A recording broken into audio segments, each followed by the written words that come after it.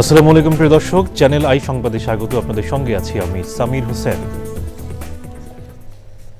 বিস্তারিত সংবাদের শুরুতে জানিয়ে দিচ্ছি ফ্রেশ আটা ময়দা সুজি সংবাদ শিরোনামগুলো। চট্টগ্রামে নির্বাচনী জনসংযোগে সন্ত্রাসীদের গুলিতে আহত বিএনপির এমপি প্রার্থী এরশাদুল্লাহ, এক কর্মী নিহত।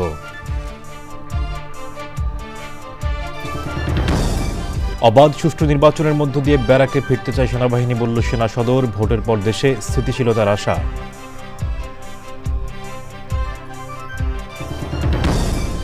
এবং অনন্য খাদ্যভূমি হওয়ায় সমুদ্র সৈকত উপকূলীয় চরাঞ্চল পাখিদের জন্য গুরুত্বপূর্ণ আশ্রয়স্থল। অনিয়ন্ত্রিত পর্যটন, দূষণ, খাদ্য শৃঙ্খল নষ্টে বিপন্ন হচ্ছে অনেক প্রজাতি।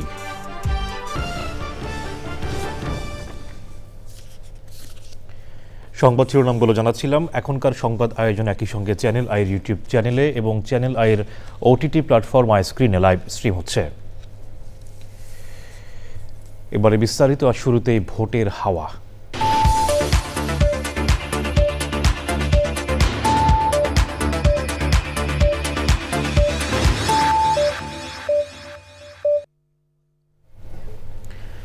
চট্টগ্রামে নির্বাচনী জনসংযোগের সময় সন্ত্রাসীদের হামলায় গুলিবিদ্ধ হয়েছেন বিএনপি মনোনীত এমপি প্রার্থী এরশাদুল্লাহ। গুলিতে সরোয়ার হোসেন ওরফে বাবলা নামে এক কর্মী নিহত হয়েছেন। বুধবার বিকেলে এই হামলার ঘটনা ঘটে। এরশাদুল্লাহ চট্টগ্রাম ৮ আসনে বিএনপির প্রার্থী ও নগর বিএনপির আহ্বায়ক। চট্টগ্রাম থেকে চৌধুরী ফরিদের পাঠানো তথ্য ও ভিডিও চিত্রে সুব্রত গাইনের রিপোর্ট। বুধবার বিকেলে চট্টগ্রাম নগরীর বায়োজিৎ বোস্তামি থানার চালিতাতলী এলাকায় জনসংযোগে যান বিএনপির এমপি প্রার্থী এরশাদুল্লাহ। এ সময় সন্ত্রাসীরা গুলিবর্ষণ করলে এরশাদুল্লাহ, সরোয়ার ও শান্ত নামে ৩ জন গুলিবিদ্ধ হন। পরে হাসপাতালে চিকিৎসাধীন অবস্থায় সরোয়ার মারা যান। পুলিশ জানায়, আধিপত্য বিস্তারকে কেন্দ্র করে হত্যাকাণ্ড হতে পারে। সরোয়ারের বিরুদ্ধে চাঁদাবাজি, অস্ত্র, হত্যাসহ 15টি মামলা রয়েছে। এরশাদুল্লাহ সাহেব এদের টার্গেট ছিলেন না। টার্গেট যে ছিল সে মারা গিয়েছে। সরোয়ার বাবলাই টার্গেট ছিল। কারণ আমরা যেটা শুনলাম যে এর মৃত্যু নিশ্চিত করেছে তারা গুলি করে, এবং এইটা সরোয়ার বাবলার এলাকা ছিল। বিএনপি নেতারা বলেছেন, যারা নির্বাচন পেছাতে চায় এটি তাদের ষড়যন্ত্র। অনতিবিলম্বে যত অবৈধ অস্ত্র আছে উদ্ধার করতে হবে, এবং আমাদের নগর সভাপতি কনভেনার এরশাদুল্লাহ সাহেব, যিনি আমাদের ৮ আসনেরও আমাদের দল মনোনীত প্রার্থী, ওনার উপর যারা হামলা করেছে অনতিবিলম্বে তাদেরকে আইনের আওতায় এনে এবং অস্ত্রগুলো উদ্ধার করে এটা দৃশ্যমান করতে হবে যে আইন শৃঙ্খলা রক্ষাকারী বাহিনী আসলেই অবৈধ অস্ত্র উদ্ধার এবং আসামি ধরার ব্যাপারে ওনারা অনেস্ট আছে। বিএনপির সংসদ সদস্য প্রার্থী এরশাদুল্লাহ চট্টগ্রামের একটি বেসরকারি হাসপাতালে চিকিৎসাধীন। তিনি শঙ্কামুক্ত বলে জানিয়েছেন চিকিৎসকরা। Subrata Gayen, channel I.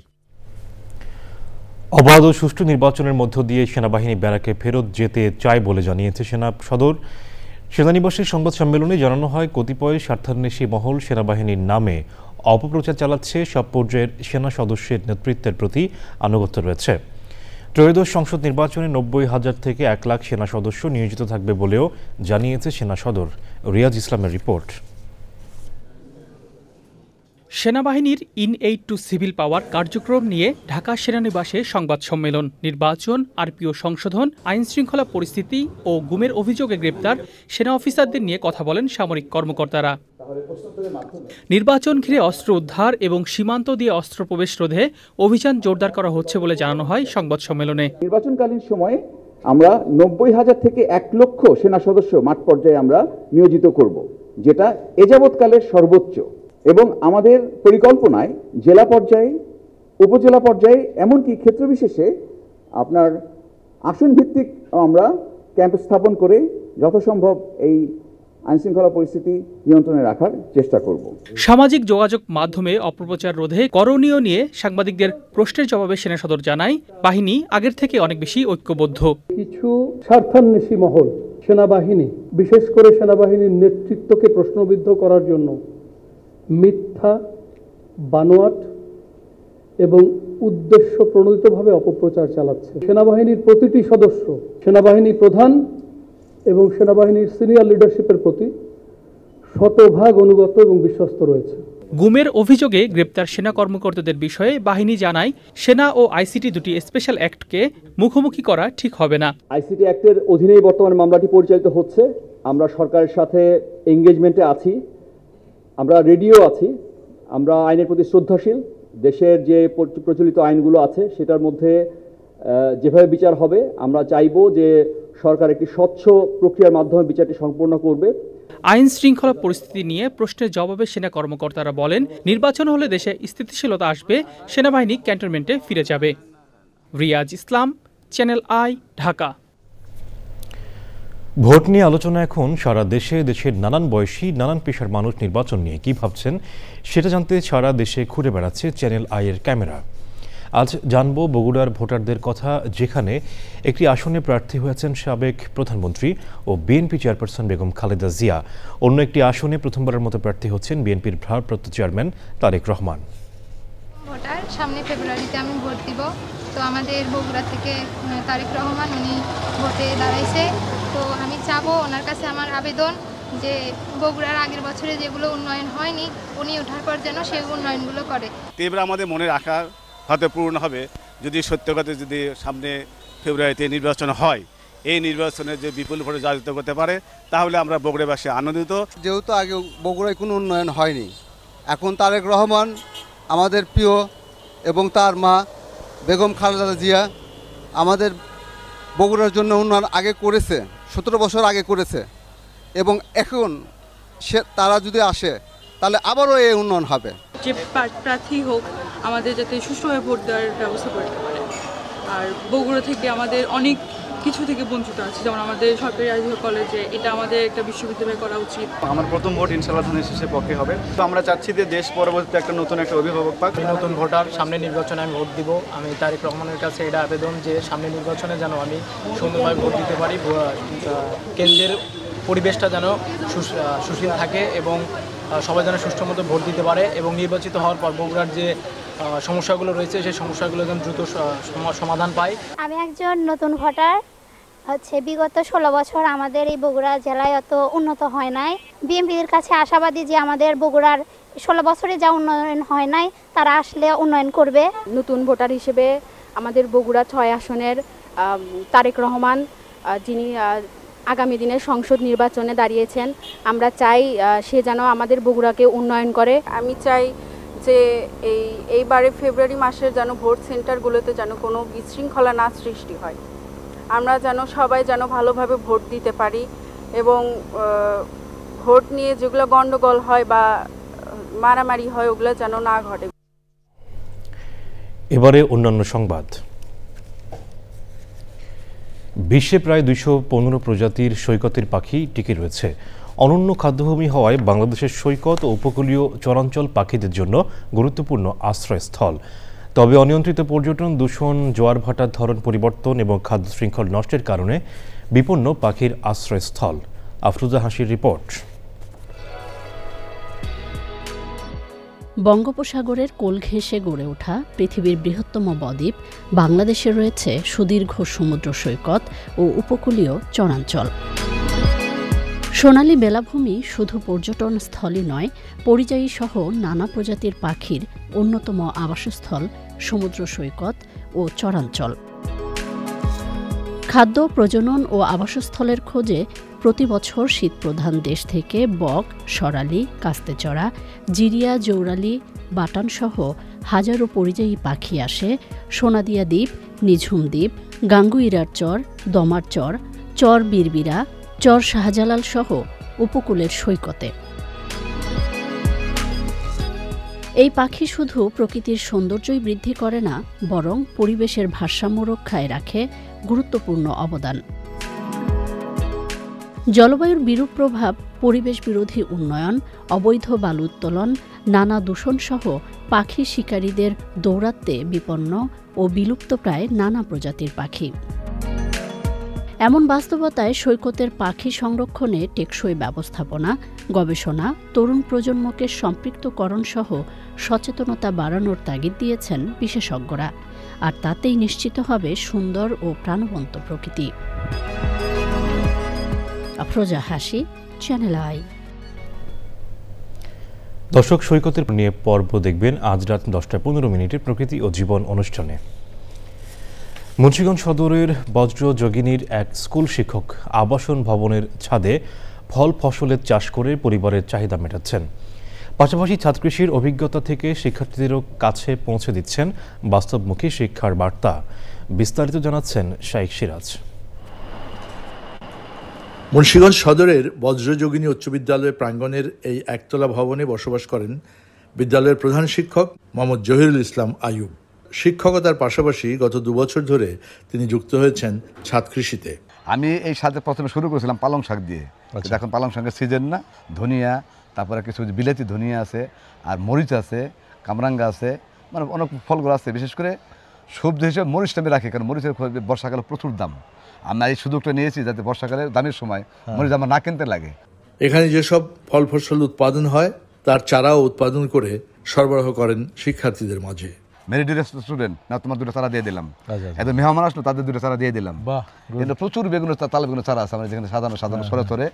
এই কাজে পাশে রয়েছেন তার স্ত্রীও। দুজনের গড়া এই ছোট্ট উদ্যোগটি এখন শুধু শখ নয়, এটি টেকসই কৃষি চর্চারও একটি নমুনা। 4-5টা রেসিপি দেখা যায় যে আমার ছাদে লাগানো সবজি দিয়েই হয়ে গেছে। খুব ভালো লাগে তখন সেটা। জনসংখ্যা বাড়ছে, জমি কমছে। মফস্বল অঞ্চলে যখন নতুন নতুন বসতিগুলো উঠে আসে তখন স্বাভাবিকভাবেই মাথায় থাকে কৃষি জমিকে গ্রাস করেই এই বসতি হয়েছে। স্বাভাবিকভাবেই তখন পরবর্তী চিন্তা হচ্ছে সেই বাড়ির বা সেই ভবনের ছাদটিকে যাতে কৃষি কাজে ব্যবহার করা যায় সেই জায়গা, যেমনটি করেছেন জনাব আয়ুব এবং তার স্ত্রী মিলে এই দম্পতি। এটি হতে পারে আরেকজনের জন্য অনুকরণীয়। মুন্সিগঞ্জ সদর থেকে শাইখ সিরাজ, চ্যানেল আই। দর্শক, এ নিয়ে বিস্তারিত প্রতিবেদন দেখবেন আজ বেলা 3টা 5 মিনিটে হৃদয় মাটি ও মানুষের ডাক অনুষ্ঠানে। সংবাদের এ পর্যায়ে ময়মনসিংহের ভালুকায় গণসমাবেশ করেছে বিএনপি। সমাবেশে বিএনপির সাবেক কেন্দ্রীয় জাতীয় নির্বাহী কমিটির সদস্য ফখরুদ্দিন আহমেদ বাদশু বলেন, স্বনির্ভর বাংলাদেশ গড়তে তারেক রহমানের 31 দফার বাস্তবায়ন করতে হবে। বিএনপি নেতা মোহাম্মদ জাফরের সভাপতিত্বে বক্তব্য রাখেন জেলা বিএনপির যুগ্ম আহ্বায়ক রুহুল আমিন মাসুদ, পৌর বিএনপির যুগ্ম আহ্বায়ক আহসানুল্লাহ খান রুবেল, সাবেক চেয়ারম্যান ও থানা বিএনপির যুগ্ম আহ্বায়ক শাখাত হোসেন পাঠান, উপজেলা বিএনপির সাবেক সাধারণ সম্পাদক আব্দুল হামিদ কারি সহ অন্যরা।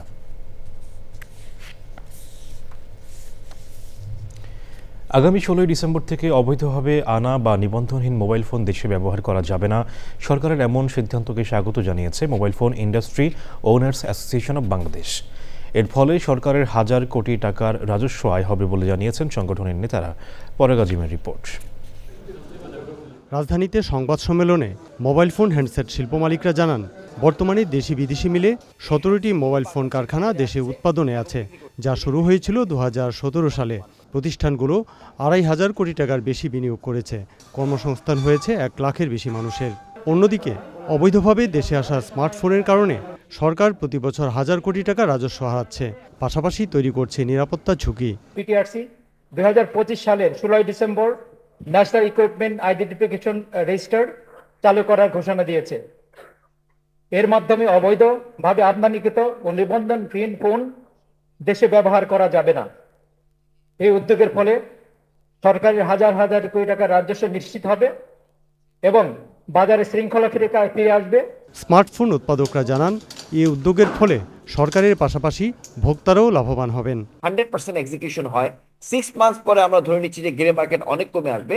সেক্ষেত্রে বাংলাদেশের মার্কেট 10 তো না 15,000 কোটি টাকার একটা বাড়ার পসিবিলিটি আছে। 2000 কোটি টাকা সেখান থেকে আসবে। আমাদের ইকোনমির ম্যাক্সিমাম এক্সপোর্ট চলে গার্মেন্টস ইন্ডাস্ট্রি থেকে। আমরা কতদিন সেলাই করে পয়সা ইনকাম করব? আমাদেরকে তো ডাইভার্সিফিকেশন করতে হবে। তার সবচেয়ে বড় জায়গাটা হচ্ছে মোবাইল ফোন। উৎপাদকরা বলেছেন, এ উদ্যোগ বাস্তবায়ন শুরু হলে তা দেশের মোবাইল শিল্পের জন্য একটি ঐতিহাসিক পদক্ষেপ হবে। পরাগ আজিম, চ্যানেল আই, ঢাকা। এবারে কৃষি সংবাদ।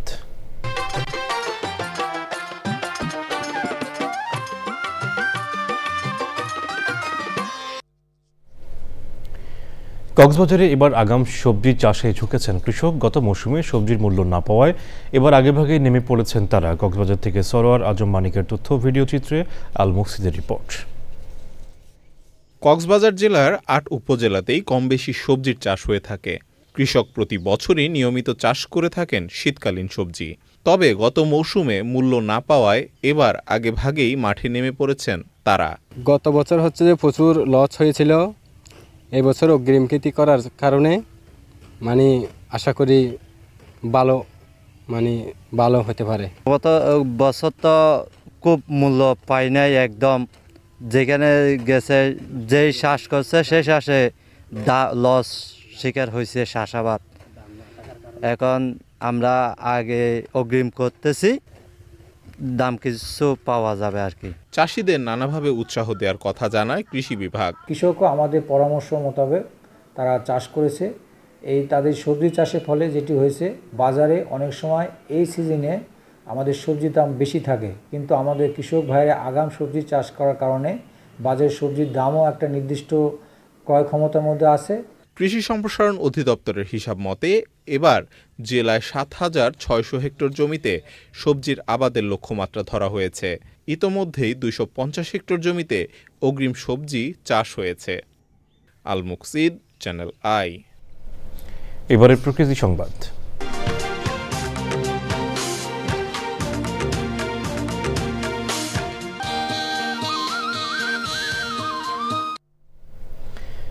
লাগামহীন দখল দূষণে বিপর্যস্ত খুলনা দৌলতপুরের খুদিয়া খাল জীববৈচিত্র্যের অভয়াশ্রম। এই খাল উদ্ধারে উদ্যোগ নিয়েছেন স্থানীয় রাজনৈতিক নেতারা। প্রকৃতির প্রতি দায়িত্ববোধ ও টেকসই ভবিষ্যৎ নিশ্চিতে এই ধরনের পদক্ষেপ গুরুত্বপূর্ণ ভূমিকা রাখবে মনে করছেন পরিবেশবাদীরা। সৈয়দ মাদিহ অদিতের রিপোর্ট। খুলনার দৌলতপুরের বুক চিরে বয়ে যাওয়া একসময় প্রাণবন্ত খুদিয়া খাল ছিল এখানকার মানুষের সংস্কৃতি, জীবনযাত্রা ও প্রকৃতির অবিচ্ছেদ্য অংশ। আড়ংঘাটা থেকে কৈয়ে পর্যন্ত প্রায় 10 কিলোমিটার দীর্ঘ এই খাল ছিল যোগাযোগের প্রাণরেখা, কিন্তু দখল আর দূষণে প্রাণ হারিয়েছে খুদিয়া খাল। খুদিয়া খালকে প্রবাহমান করার উদ্যোগ নিয়েছেন খুলনা মহানগর ও দৌলতপুর থানা বিএনপির নেতারা। আমাদের স্বেচ্ছাসেবক দল আছেন, এখানে গ্রামবাসী আছেন, তাদের সহযোগিতায় আমরা যে উদ্যোগটা নিয়েছি সেটি হলো এই খালটা আমরা পরিষ্কার করব এবং যতটা সম্ভব ব্যবহারের উপযোগী করে গড়ে তুলব। গরিব কৃষক লোকেদের জন্য এই খালটাই করেছে, উদ্বোধন করেছে এবং সে নিজে হাতে এই খালটা নাকি কাটিছে। আমরা এই শুনে আমরা দৌলতপুর থানা মহিলা দল এই খাল পরিষ্কার করার উদ্যোগ নিয়েছে। জলবায়ু পরিবর্তনের চ্যালেঞ্জ মোকাবেলায় এই ধরনের পদক্ষেপ কার্যকর ভূমিকা রাখবে বলছেন সংশ্লিষ্টরা। নৌকা নিয়ে এসে ধান কাটে, দাওয়াল আসতো, এটাই 17 বছর বন্ধ হয়ে গেছে। কোনো দাওয়ালও আসে না, কোনো ধানও কাটা হয় না, কোনো ধানও ওঠে না। এটা সুযোগ পেয়েছে এটা পরিষ্কার করার জন্য, সেই সুযোগটা আমরা কাজে লাগি। এই তারিখে আমরা এই খাল পরিষ্কার করার উদ্যোগ নিয়েছি। খালটার প্রতি কেউ কোনোদিন উদ্যোগ নেই নাই। বিশেষজ্ঞরা বলছেন শুধু পরিবেশ আর জীববৈচিত্র্য রক্ষাই নয়, প্রাকৃতিক জলাধার সংরক্ষণে ত্বরান্বিত হবে আর্থসামাজিক উন্নয়ন। সৈয়দ মাদিহ অদিত, প্রকৃতি ও জীবন ডেস্ক, চ্যানেল আই। ফ্রেশ আটা ময়দা সুজি সংবাদ শিরোনামগুলো জানাচ্ছি আরো একবার। চট্টগ্রামে নির্বাচনী জনসংযোগে সন্ত্রাসীদের গুলিতে আহত বিএনপির এমপি প্রার্থী এরশাদুল্লাহ, এক কর্মী নিহত।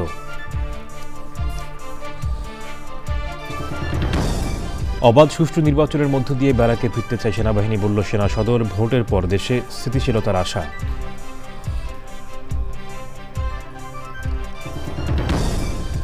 এবং অনন্য খাদ্যভূমি হওয়ায় সমুদ্র সৈকত উপকূলীয় চরাঞ্চল পাখিদের জন্য গুরুত্বপূর্ণ আশ্রয়স্থল। অনিয়ন্ত্রিত পর্যটন, দূষণ, খাদ্য শৃঙ্খল নষ্টে বিপন্ন হচ্ছে অনেক প্রজাতি।